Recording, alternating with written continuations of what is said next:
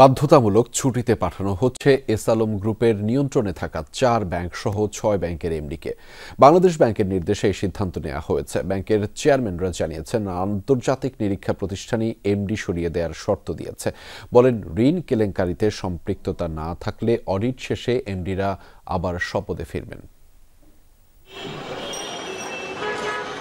গেল দেড় দশকে সবচেয়ে বেশি অনিয়ম হয়েছে ব্যাংকিং খাতে। লুটপাটে নাজুক অবস্থায় বেশ কয়েকটি ব্যাংক। পর্ষদ পুনর্গঠনের পর এসব ব্যাংকের সম্পদের গুণগত মান মূল্যায়নের কথা জানান গভর্নর। এরই মধ্যে কেপিএমজি এবং আর্নেস্টিং নামে দুটি বিদেশি নিরীক্ষা প্রতিষ্ঠান নিয়োগ দিয়েছে বাংলাদেশ ব্যাংক। প্রাথমিক পর্যায়ে ৬টি ব্যাংকের সম্পদ মূল্যায়ন করবেন দুটি প্রতিষ্ঠান।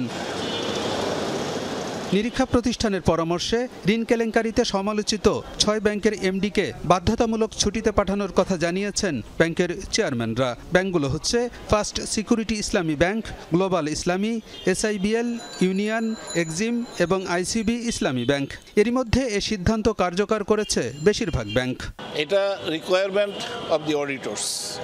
তারা চান যে তারা যে কার্যক্রম করবেন এটা আনইন্টারাপ্টেড হওয়া দরকার। ওই সময় যারা দায়িত্ব পালন করেছেন তাদের উপস্থিতিটাকে তারা ওয়েলকাম করছেন না। একটা নির্দিষ্ট সময়ের জন্য যতদিন পর্যন্ত এই কার্যক্রম চলবে ততদিন পর্যন্ত তারা যাতে আউট অফ ডেস্ক থাকেন। অডিট করার সময় এমডি সাহেবরা থাকলে ওই কোম্পানি মনে করতেছে আমাদের কনফ্লিক্ট অফ ইন্টারেস্ট তৈরি হবে। আমরা যে জন্য যাবি তারা এখানে আমাদেরকে বাধা দিবে কিংবা আমাদের কাজটার প্রতি তারা ইনফ্লুয়েন্স খাটাবে, এই জন্য তাদেরকে ছুটি দিল, আর কিছু নাথিং এলস। প্রথম পর্যায়ে ৬টি ব্যাংক নিরীক্ষা করা হলেও পর্যায়ক্রমে সব ব্যাংকই নিরীক্ষার আওতায় আসবে।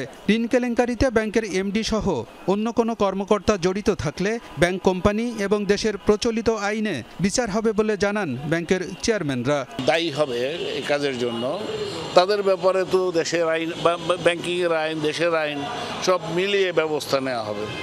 হ্যাঁ, এটা স্বাভাবিক প্রক্রিয়ায় এটা হবে।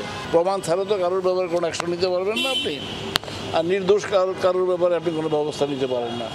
ঋণ কেলেঙ্কারিতে কোনো সম্পৃক্ততা না থাকলে নিরীক্ষা শেষে ব্যাংকের এমডিরা আবারও শপথে ফিরবেন বলেও জানান ব্যাংকের চেয়ারম্যানরা।